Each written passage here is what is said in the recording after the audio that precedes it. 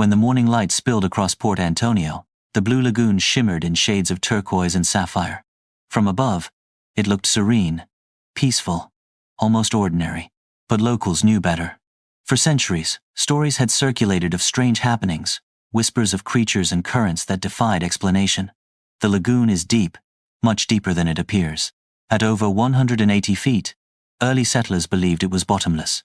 Fishermen claimed that on some days, the water moved on its own, rising and falling even without wind.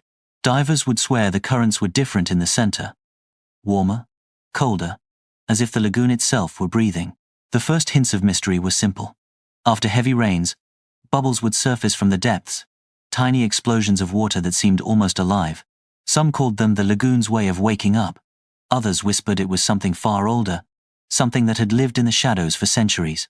Stories told of a dragon, a serpent with scales like moonlight, gliding through the lagoon's depths at dusk.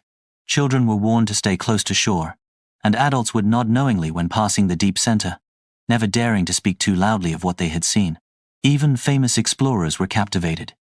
Jacques Cousteau reportedly dove here once, drawn by the lagoon's strange currents and shifting layers of water. What he found, or thought he heard, kept him from returning. Echoes from the bottom, some said, were not natural. They were deliberate, rhythmic, pulsing in the water like a heartbeat.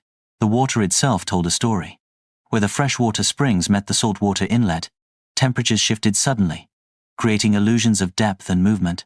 Sunlight played across the surface, changing the lagoon from turquoise to deep royal blue in moments.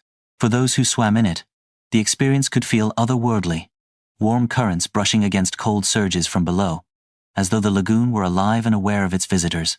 Over the decades, many tried to map the depths, to measure the springs, to explain the strange sounds and pulses scientifically. Some attributed it to groundwater rushing from underground channels, or to natural acoustic effects. But locals knew the truth was far more mysterious. The Blue Lagoon had secrets, and it revealed them only on its own terms. At dusk, when the surface darkened to deep blue, some swear they can see shadows move beneath the water, long, sinuous forms that vanish before they touch the light. And when the bubbling springs stir violently after a storm, the lagoon seems to speak, a low, groaning resonance that echoes off the cliffs, repeating in a rhythm that some claim is not random. Today, the Blue Lagoon remains calm on the surface, a jewel of Port Antonio. But beneath, it holds its mysteries, a deep, dark world alive with currents, springs, shadows, and legends.